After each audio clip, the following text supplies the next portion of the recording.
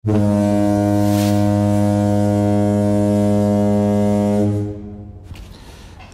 beriman yang terkasih, hai orang muda, orang tua, dan anak-anak sekalian yang terkasih. Jumpa lagi dengan saya dalam percikan kebijaksanaan SMS spesial malam Sabtu. Saya berdoa semoga kita semua selalu dalam keadaan sehat, yang sakit disembuhkan dan dipulihkan. Tetap menaati protokol kesehatan. Malam hari ini saya ingin berbagi cerita kebijaksanaan. Ceritanya demikian. Pada suatu siang sepulang dari sekolah, tingkah Bobby, anak bungsu sebuah keluarga, itu menjadi pendiam, murung, dan lesu. Melihat hal itu, ibu Bobby khawatir kalau terjadi apa-apa pada anaknya. Tetapi dia tahu pasti Bobby akan bercerita kepadanya. Benar saja, malam hari ketika sekeluarga bersantai, Bobby menghampiri ibunya dengan gontai dan berkata, "Bu, saya sebenarnya jengkel. Tadi di sekolah saya dipanggil oleh Pak Guru ke ruangannya gara-garanya begini. Tapi ibu jangan marah dulu ya." Sang ibu menjawab dengan sabar, "Ya, ibu tidak marah. Memangnya ada apa? Ibu akan mendengarkan." Lalu Bobby melanjutkan, "Tadi ada teman yang menangis gara-gara diejek si Kristo. Itu loh teman yang sering main ke rumah kita itu, Bu. Temanku ini diejek oleh si Kristo, dan teman yang diejek ini melapor ke guru. Dan terus si Kristo dipanggil ke ruang guru." Si Bobby, anak yang bungsu itu, melanjutkan ceritanya. "Bu, Kristo itu mengadu ke Pak Guru kalau saya yang mengajari dia bagaimana mengejek dan berbicara dengan kata-kata yang kotor sebagaimana yang dia sampaikan kepada teman itu. Aduh Bu, dia benar-benar keterlaluan. Dia memfitnah saya karena saya tidak pernah mengajarkan hal seperti itu kepadanya. Ibu gak percaya kan kalau aku yang mengajari Kristo begitu?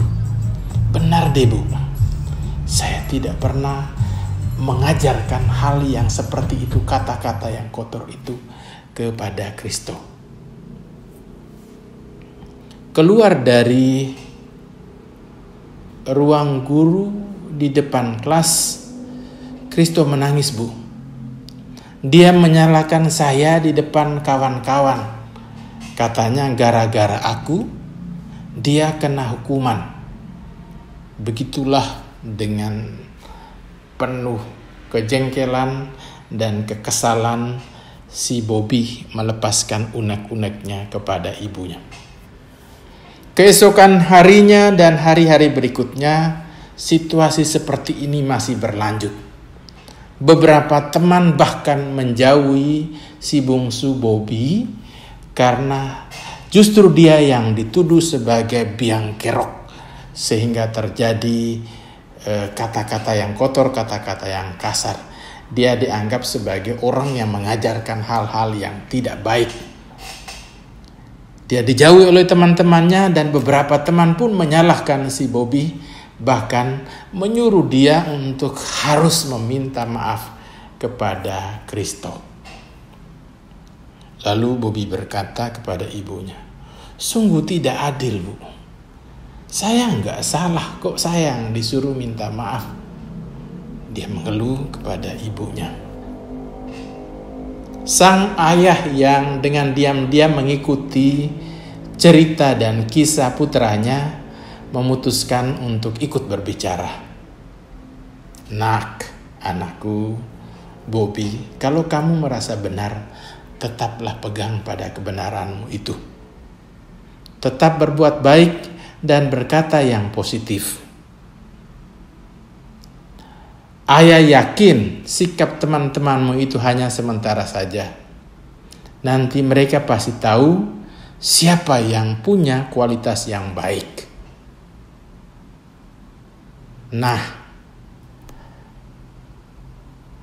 meskipun temanmu Kristo berbuat salah, tidak ada salahnya kamu memaafkan dia. Lalu si Bobby protes, tapi dia sudah menyakiti saya. Apa untungnya saya memaafkan dia? Jawab si bungsu Bobby.